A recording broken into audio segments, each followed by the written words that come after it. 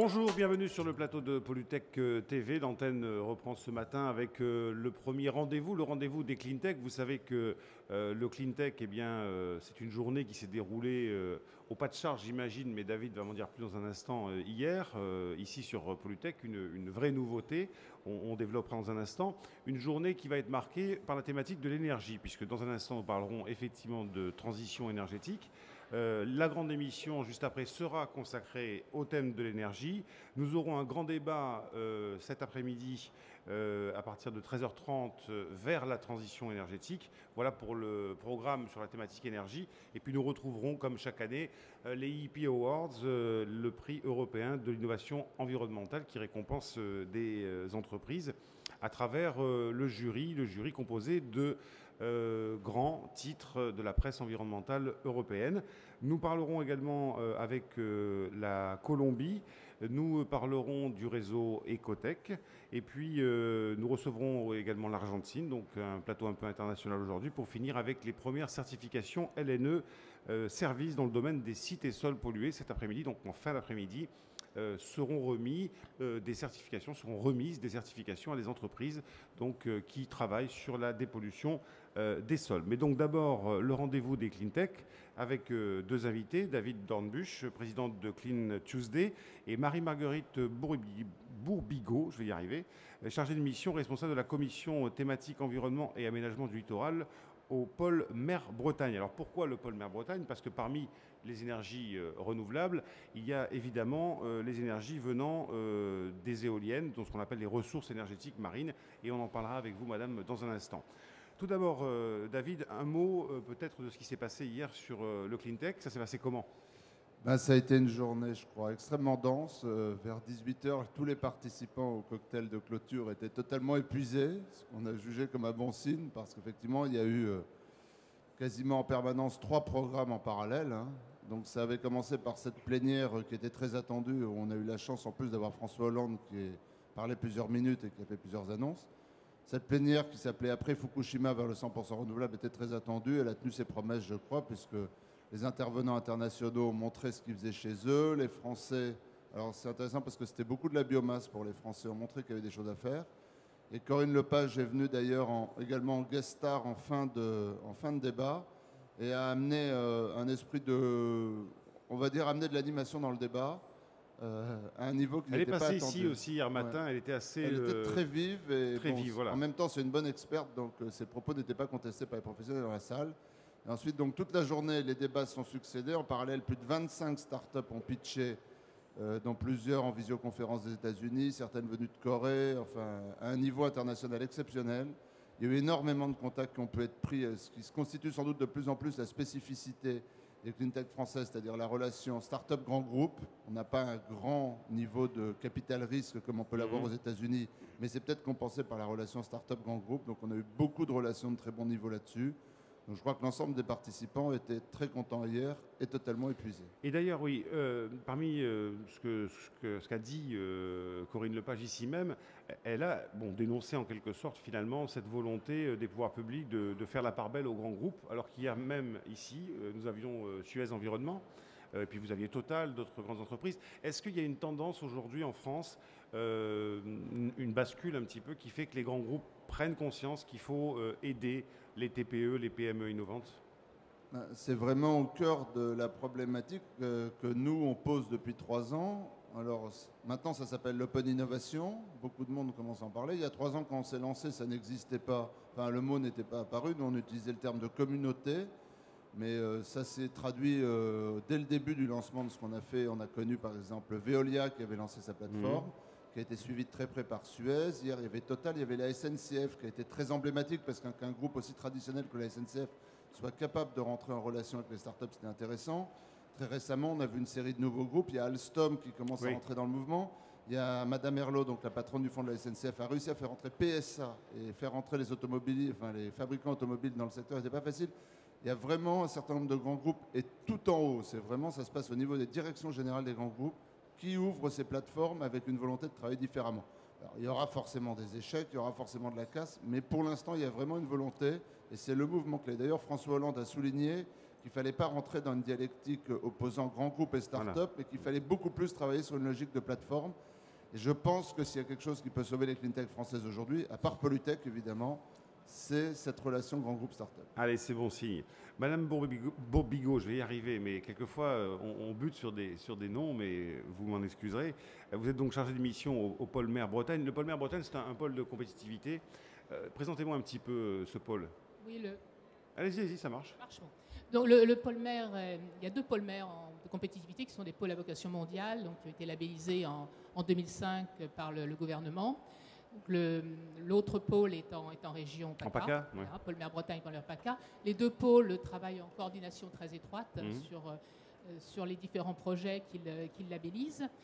Nous avons autour des 2 pôles 600 membres aujourd'hui, 600 adhérents, dont plus de 50% de PME. Donc, on parlait effectivement d'implication des PME. L'implication est très forte dans les projets. De nombreux projets, nous avons aujourd'hui plus de 300 projets labellisés. Donc, les projets un certain nombre de projets sont portés par les PME et de nombreux projets sont également portés par des grands groupes avec des PME. Donc il y a vraiment un effet d'entraînement et également une collaboration PME et grands groupes avec la recherche bien sûr, puisque la mission des pôles c'est de transférer les connaissances de la recherche publique vers le développement économique. Tout ça pour développer une économie maritime, hein, c'est ça l'idée. Pour développer une économie maritime. Donc l'économie maritime, c'est très vaste. Hein. Ça va de la construction navale aux énergies marines, en passant par la pêche, aux biotechnologies et en passant bien sûr par la pêche qui est extrêmement innovante. Nous avons énormément de projets innovants dans le domaine de la pêche et de l'aquaculture. Et sans oublier, donc c'est très transversal aujourd'hui, qui est l'environnement et l'aménagement du littoral. Et d'ailleurs, vous n'avez pas raté, ça ne vous a pas échappé, qu'il y a une enquête qui a été réalisée auprès des Français pour savoir comment ils percevaient le rôle des pêcheurs dans l'économie, mais aussi par rapport à leur rôle vis-à-vis de l'environnement. Et ils avaient, les Français, une très bonne opinion, enfin une opinion assez favorable de l'économie de la pêche, ce qui est encourageant parce qu'on oppose un petit peu souvent les deux. Donc avec vous, nous parlerons de ressources énergétiques marines, mais je vais me retourner vers David, donc avec cette question, après Fukushima, vers le 100% énergie renouvelable, ça a été un des thèmes d'hier. On est dans un débat extrêmement clivant au niveau politique. On l'a vu avec les derniers événements qui sont passés du côté du Parti socialiste et d'Europe Écologie Les Verts.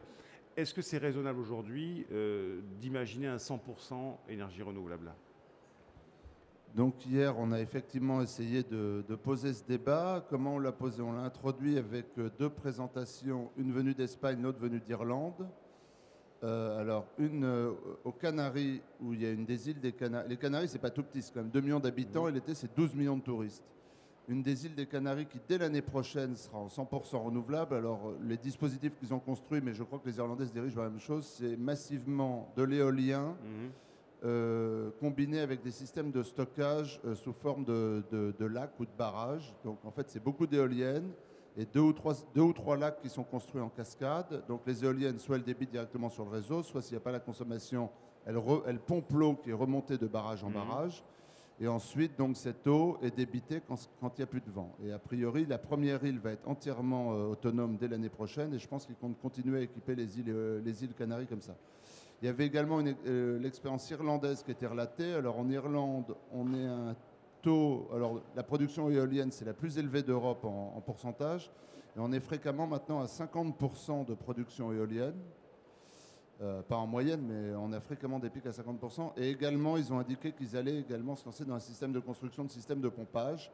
Donc ça veut dire qu'on est quand même, l'Irlande, c'est un pays de 3 ou 4 millions d'habitants avec une économie, on va dire, assez compétitive. Donc ça montre que sur des échelles de plus en plus grandes, on peut se diriger vers le 100% renouvelable. Oui, mais on sait aussi que ces pays, alors on a peut-être un problème de retour de plateau, je sais pas si je trouve que c'est un petit peu rond comme son, peut-être que nos techniciens vont s'en occuper. On voit aussi que les pays qui sont dépendants énergétiquement ont beaucoup plus de volonté et beaucoup plus d'obligations d'aller vers les énergies renouvelables, mais si on pose la question au niveau français où on est entre guillemets indépendant énergétiquement, est-ce que finalement c'est pas ça le principal obstacle? Alors c'est un fait d'ailleurs, nous avions sur le plateau, parce qu'il faut tout écouter, il y avait Claude Trinck qui est donc très célèbre dans le milieu en particulier du photovoltaïque français, puisque c'est un des 2 auteurs du rapport Trinck-Charpin, et c'est ce rapport qui a conduit à la nouvelle grille des tarifs bon, qui n'est pas une si mauvaise grille que ça, mais qui a surtout le défaut d'avoir été suivi d'une série de cascades d'évolution de la législation. Donc Claude Tric a expliqué qu'il y a quand même effectivement un contexte énergétique français, on ne peut pas le casser comme ça brutalement du jour au lendemain. C'est un vrai débat, quoi. Est-ce qu'on doit rester enfermé dans notre moule? Est-ce qu'on peut prendre le risque d'aller plus loin? Il est certain qu'on peut quand même obtenir un certain glissement.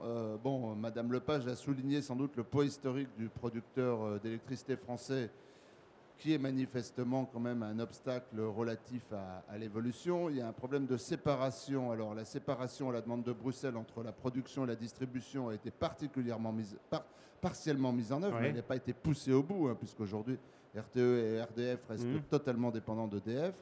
Donc il faut un accès sans doute beaucoup plus égal de l'ensemble des producteurs au réseau.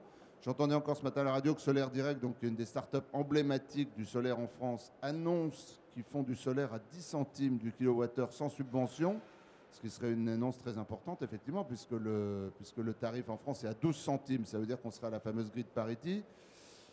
Il y a un certain nombre d'évolutions législatives qui doivent être poussées au bout, et en particulier cette séparation entre le producteur et le distributeur.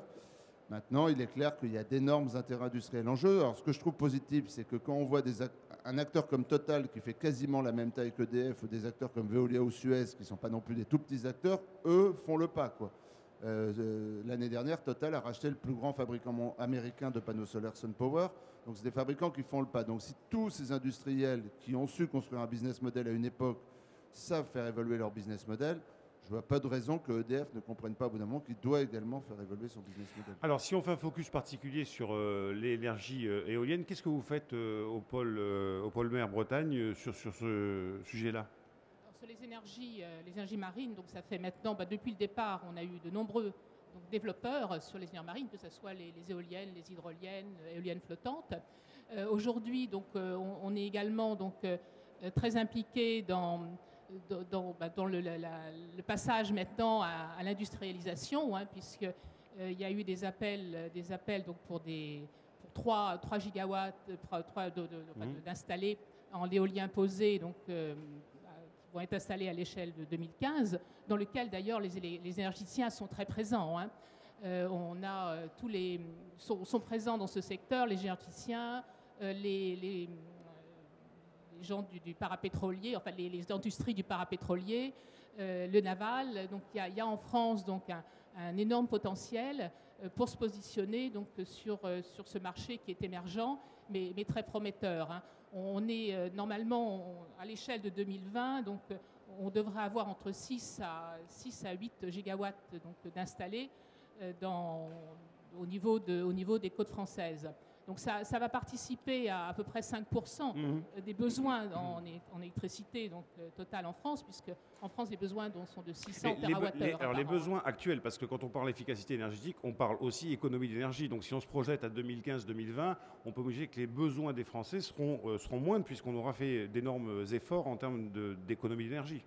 C'est ça un petit peu la clé. En théorie, oui, mais malheureusement, pour l'instant, on ne le voit pas du tout. Hein. La production d'électricité a encore augmenté l'année dernière, puisqu'on a dépassé la part des 500 TWh. C'est inexplicable, quoi.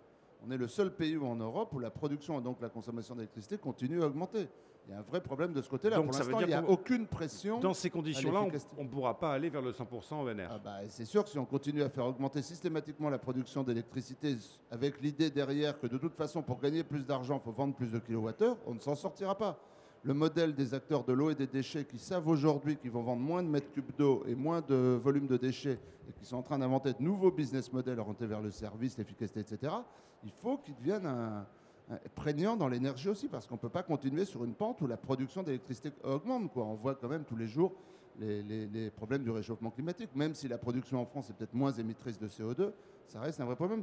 Je voudrais quand même souligner qu'il y a un problème qui est souligné par beaucoup d'acteurs autour de ces appels d'offres géants de l'éolien marin, c'est que c'est uniquement vraiment réservé aux acteurs géants de l'énergie français et à quelques grands groupes mondiaux. Et pour le coup, dans ce qu'on décrivait tout à l'heure comme une dynamique positive avec des startups, ça sort totalement les startups du paysage.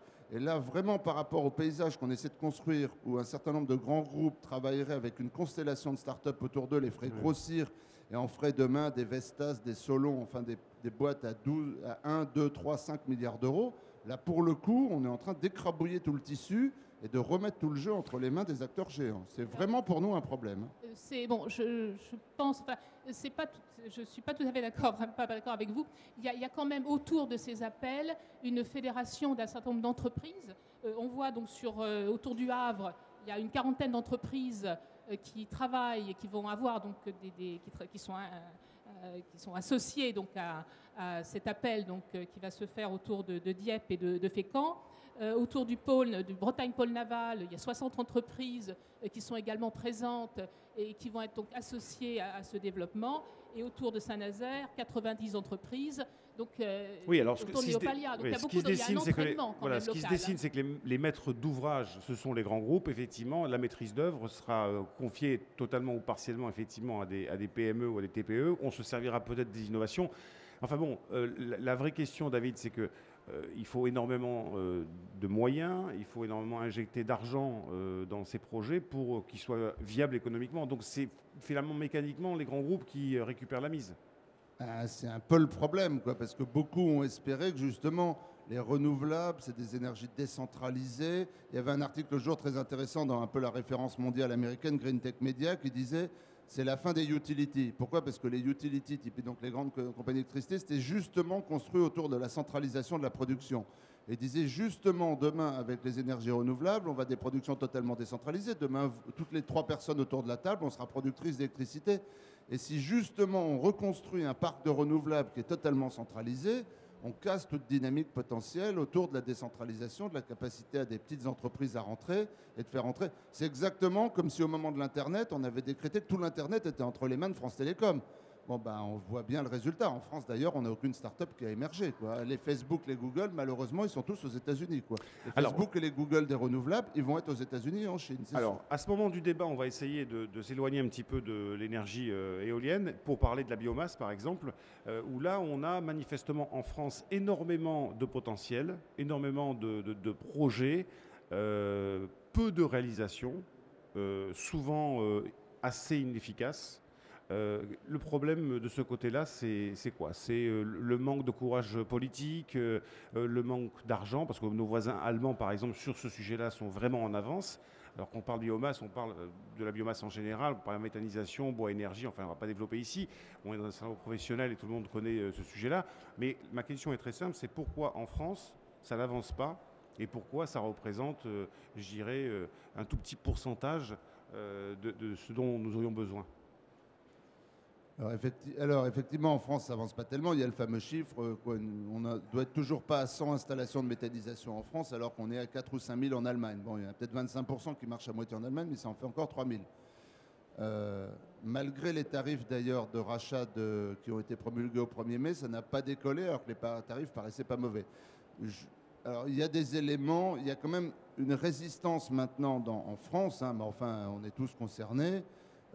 J'entendais il n'y a pas tellement longtemps parler de projets en Bretagne. La résistance opposée par ce qu'on va appeler la population néo-rurale à l'implantation de projets de méthanisation est farouche. Hein. Il est extrêmement difficile d'implanter. Avant c'était l'incinérateur, maintenant c'est effectivement l'unité méthanisation. Parce que ça sent pas bon, voilà. Parce que ça sent pas bon. Mais les Allemands n'ont pas donné.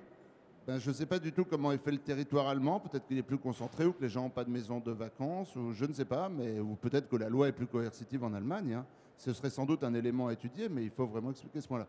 Effectivement, ce qui est intéressant, c'est de voir qu'hier, quand on a fait ce débat sur 100% renouvelables, les 2 entreprises françaises, donc Suez et Total, ont surtout parlé de biomasse. Alors Suez avec la capacité à utiliser des déchets de façon diverse et variée, et Total à travers en particulier les biocarburants ou les différentes tentatives qu'ils peuvent faire dans le domaine, avec certainement des avancées assez significatives qu'ils n'estiment pas avant 10 ans, mais qui par contre, quand elles arriveront, sont à 10 ans. Donc, de façon globale, on peut presque imaginer que s'il y a une forme d'énergie renouvelable qui sera la forme d'énergie renouvelable de la France, ce sera la biomasse. Parce qu'on a énormément de bois, tout le monde le sait, qui est très mal exploité.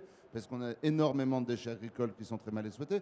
Donc il y a un vrai potentiel. Peut-être qu'il faut maintenant mettre ça comme priorité numéro 1 dans les renouvelables en France. De toute façon, il est illusoire d'essayer de rattraper quoi que ce soit dans le solaire et l'éolien. On a un retard qui est tellement considérable qu'il n'y a aucune probabilité. On peut se contenter d'installer des éoliennes comme on va le faire bientôt au large de la Bretagne, mais il n'y a aucune probabilité qu'on développe un industriel majeur dans le solaire ou l'éolien. Les grandes boîtes mondiales sont beaucoup trop grosses par rapport à ce qui existe. Donc s'il y a sans doute un endroit où c'est encore rattrapable, c'est la biomasse. sous ses différentes formes, soit les pellets de bois, la biomasse énergie, la méthanisation, etc. Il y a une vraie question à se poser sur comment faire démarrer tout ça. Est-ce que c'est législatif? Est-ce que c'est des tarifs? Peut-être que les tarifs doivent être encore plus incitatifs. On a un peu l'impression que c'est au niveau du cadre réglementaire, enfin législatif puis réglementaire, puisque quand on voit la filière photovoltaïque qui est complètement instable au plan de la réglementation, c'est quasiment tous les 3 mois que ça change. Il y a eu une mise en pause, puis on est reparti. Enfin bon, on a l'impression que pour investir là-dedans, il faut être soit un doudingue, soit aimer dépenser son argent sans compter. Ou un spéculateur. Oui, ou un spéculateur, effectivement. On peut imaginer que les gros rachèteront les petits. Mais enfin, ça a mis quand même un coup d'arrêt. En tout cas, ça ralentit énormément le secteur. Ça veut dire que c'est un secteur, le photovoltaïque, qui est pas mort-né, mais qui est très atteint par ce qui s'est passé ces dernières semaines. Alors, en photovoltaïque, il faut bien distinguer la fabrication des panneaux et l'installation. Bon, la fabrication des panneaux, je le dis et je le redis, je crois totalement illusoire de penser qu'on va miraculeusement rattraper le niveau mondial et développer des grands fabricants de panneaux. De toute façon, c'est fait en Chine, ça. Bon, maintenant, c'est 80% fait en Chine, voilà. Et puis, les pôles d'excellence mondiale, c'est la Silicon Valley, c'est peut-être Israël, et c'est là que sortiront les grosses innovations. Pas d'industrie en France du photovoltaïque. Mais par contre, je continue à penser que de la même façon qu'il n'y a pas d'industrie en France du téléphone mobile, on a 3 des plus grands opérateurs mondiaux de téléphonie mobile. Il n'y a aucune raison qu'on ne développe pas des grands opérateurs d'installation de panneaux solaires, d'exploitation de panneaux solaires. On pourrait tout à fait développer le Orange ou le France Télécom ou le Bouygues du panneau solaire, quoi. On parle toujours de ces fameux panneaux solaires qui sont importés de Chine. Vous avez un iPhone là que j'ai sous les yeux. Il est lui aussi importé de Chine. Il vaut à peu près le prix d'un panneau solaire. J'ai jamais entendu personne proposer qu'on restreigne l'importation des iPhones sur le territoire français sous le prétexte qu'ils sont importés de Chine. Alors que les panneaux solaires, mystérieusement, sont affectés d'une sorte de malédiction.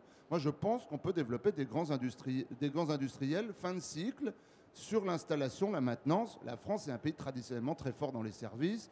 On le voit dans les supermarchés, on le voit dans la banque. On est un pays de services et je pense qu'on peut développer des grands industriels sur l'exploitation des champs solaires. Maintenant, vraiment des fabricants de panneaux solaires, à moins qu'il y ait une sorte d'Albert Einstein du panneau solaire qui surgisse quelque part sur le territoire français, je n'y crois pas une seule seconde, quoi. David, en résumé, la réglementation, enfin en tout cas de la volonté politique est importante. Il faut un peu faire de la vaisselle dans tout ça.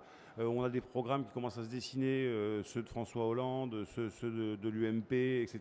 Bon, on a bien sûr les discours traditionnels d'Europe Écologie Les Verts ou de Mélenchon. Mais enfin, la vraie clé, c'est quelqu'un qui aurait justement les clés de l'Élysée, enfin les clés de l'État, et qui décide de changer les choses et d'aller vers cette économie du service dans un premier temps. Au niveau national, c'est difficile encore à dire, mais de l'expérience qu'on a, nous, Clean Tuesday, où on a beaucoup d'implantations régionales, je constate que le facteur décisif est effectivement plus la volonté politique que le substrat industriel. C'est tout à fait étonnant. Je vais prendre, il y a des régions comme la région lyonnaise où il y a à la fois un très fort substrat économique et une volonté politique qui décolle. Mais une région comme le pays niçois, qui n'a pas un substrat industriel extraordinaire, arrive à faire des choses parce qu'il y a une volonté politique démentielle. Et de l'autre bord politique, je prends Poitou-Charentes, La Rochelle, où il y a pareil, il n'y a pas l'ombre d'une industrie. C'est également un endroit où il se passe des choses. Et effectivement, j'ai fini par penser que la volonté politique, c'est pas très marxiste comme approche, mais apparemment ça marche aussi, que la volonté politique peut parfois être prédominante sur le substrat industriel qui préexiste dans le territoire. Donc je pense effectivement que un président qui serait issu d'une vraie volonté. Il y a une tribune du président du syndicat des énergies renouvelables, Jean-Louis Ball, dans Le Monde d'hier soir ou de ce matin. La volonté politique peut peut-être être déterminante et peut-être qu'en 5 ans, on pourrait rattraper une grande partie de notre retard. Ben voilà, c'est peut-être une partie de la réponse à la question que nous avions posée après Fukushima vers le 100% énergie renouvelable. Voilà ce qu'on pouvait dire sur ce débat. David, merci. On se retrouve demain pour parler du véhicule électrique, d'éco-mobilité en général d'ailleurs. Je pense qu'on pourra élargir un petit peu le débat. Merci à vous d'être venus. On se retrouve dans un quart d'heure pour la grande émission Énergie avec Alain Delamette. À tout à l'heure.